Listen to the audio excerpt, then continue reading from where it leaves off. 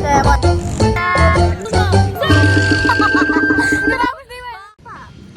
semuanya, salam sejahtera dari kami Kelompok 4. Kami akan menjelaskan dan mensurvei tentang prasasti pengibaran merah putih yang terjadi pertama kali di Pekanbaru.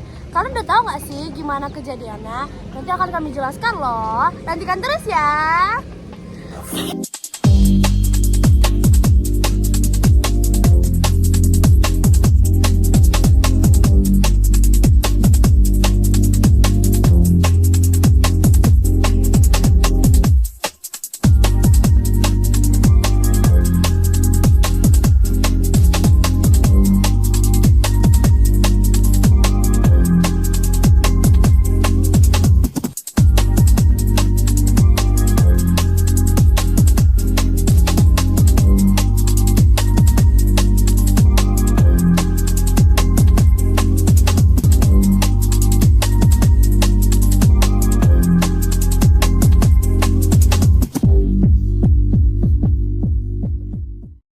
Jadi, setelah Jepang menyerahkan syarat pada sekutu pada Perang Dunia Kedua, tanggal 14 Agustus 1945, berselang 3 hari kemudian, tepatnya pada tanggal 17 Agustus 1945, tepatnya di hari Jumat, merupakan sebuah hari di mana bangsa Indonesia memproklamasikan kemerdekaannya. Berita kemerdekaan ini kemudian mulai menyebar ke penjuru wilayah di Indonesia, termasuk di kota Pekanbaru. Berita tersebut baru sampai di Pekanbaru oleh seorang telegrafis muda Pekanbaru yaitu Basrul Jamal, tetapi ia belum bisa menyampaikan berita proklamasi tersebut dikarenakan Pekanbaru masih dikuasai oleh Jepang. Nah, keterlambatan berita proklamasi ini disebabkan keterbatasan sarana informasi dan komunikasi pada saat itu.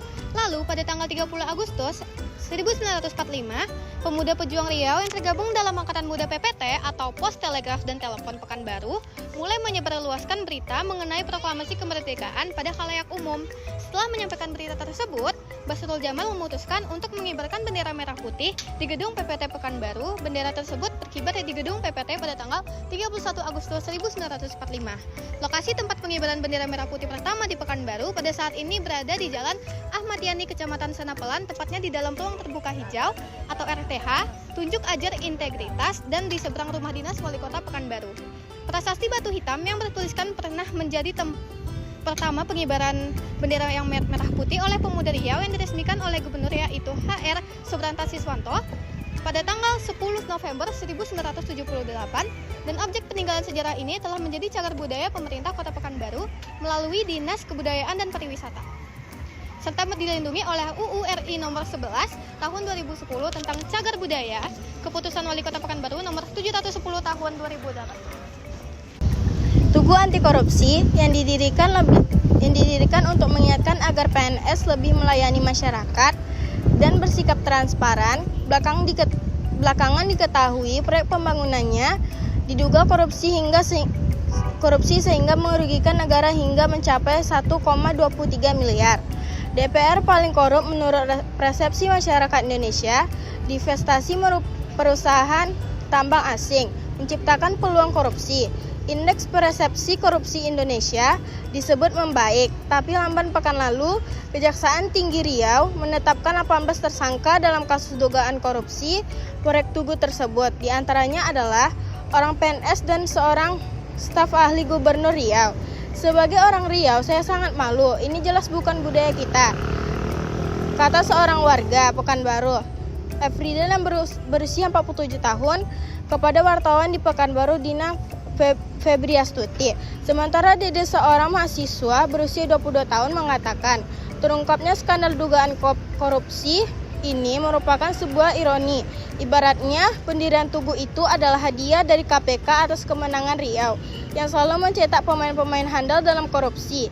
Namun, dengan ditanamkannya Tugu itu tak membuat mereka jera dan sadar, malah anti Tugu korupsinya dikorupsi, katanya.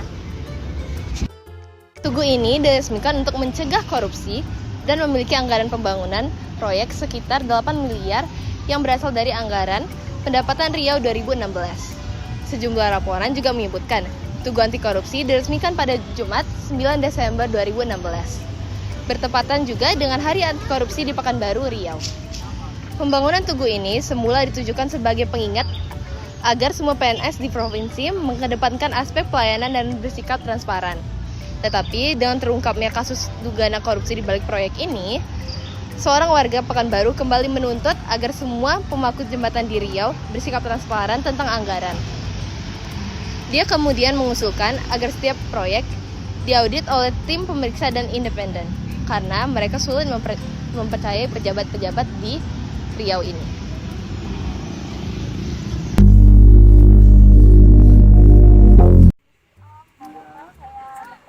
Saya murid dari SMA 8.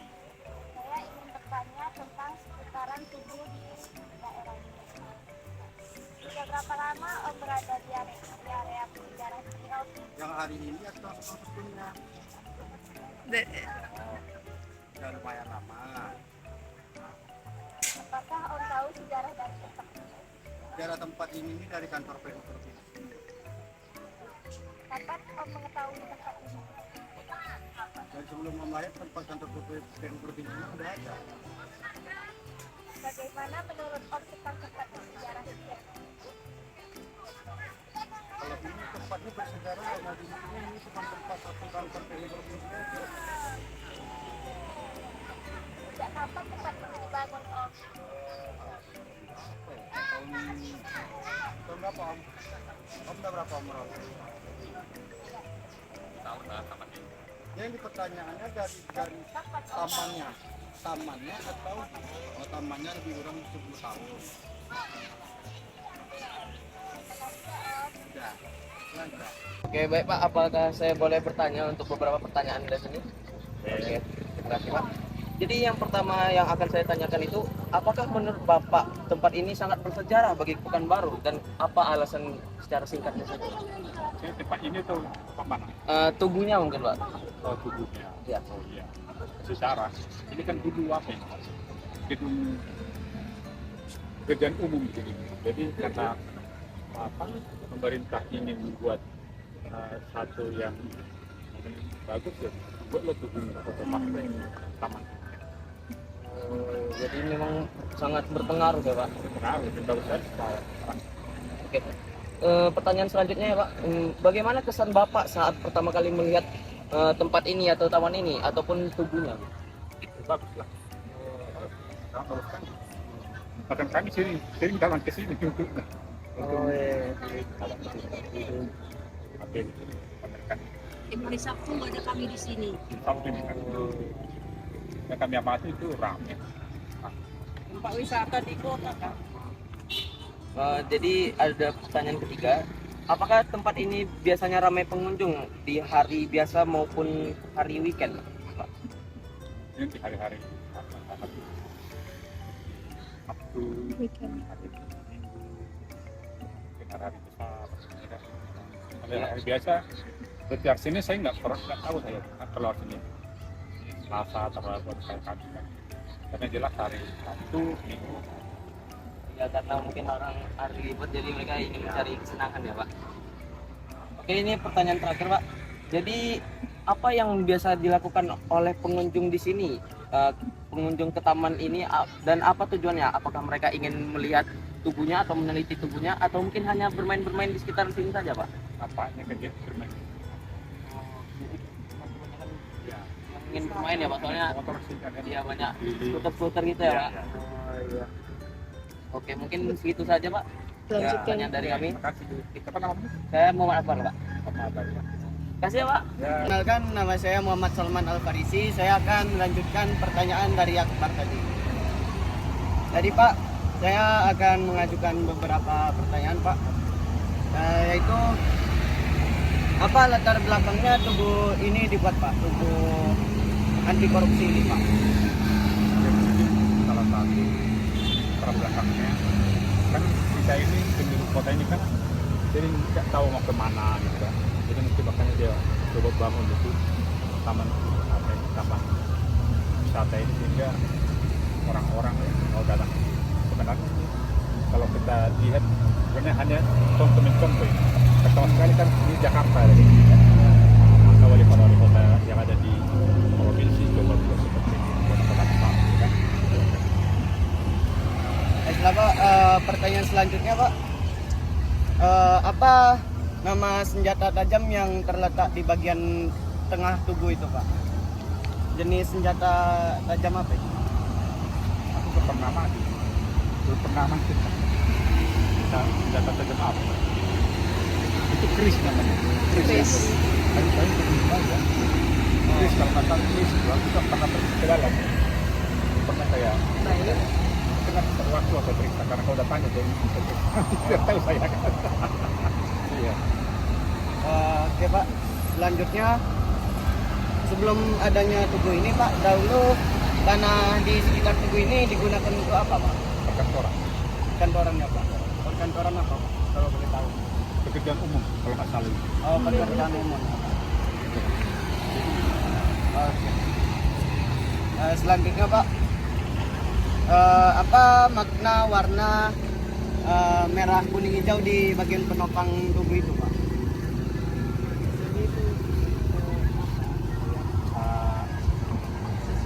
Sesuai dengan apa mereka tradisi Riau, tradisi orang Riau. Nah, Oh, jadi karena tradisi orang Riau ya, Pak? iya. Maka kuning pada hari itu kan sebenarnya di air. Oh. Jadi, Pak, apa makna seperti senjata tajam itu seperti dilingkari gitu, Pak? Apa makna bentuk dari itu, Pak? Ini kan saya belum tahu. Kita tidak. Itu kita tidak. Kami. Nanti kok tadi kami sama orang ini. Ini kan dari kota. Kota.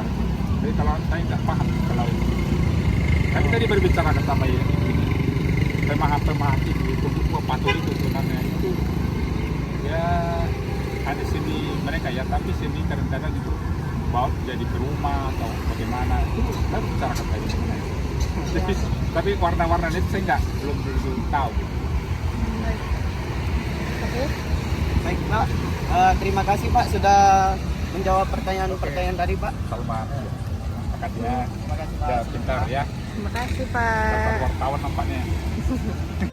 Sekian dari kelompok 4. Maaf bila ada salah kata atau pengucapan dari kami semua. Wassalamualaikum warahmatullahi wabarakatuh.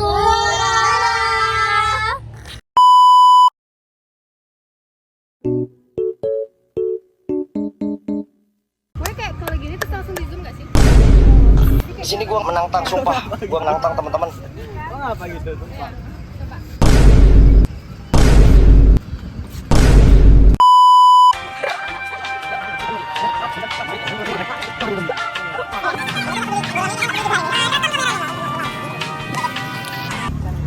Ini bukan orang apa itu? Orang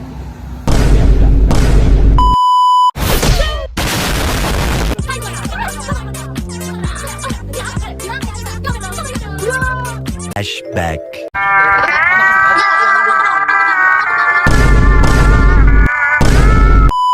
Nah, ini dia yang gue cari, Bray. Gua hanya ingin bertanya, Pak, seputar tempat di sekitar sini, Pak. Soalnya ini untuk wawancara, tugas wawancara gitu, Pak. bodo amat. Aku mau pindah lah. Gemes banget, jauh lucu banget. Adek, ih, Allah anak jurig. Bye-bye. A few moments later.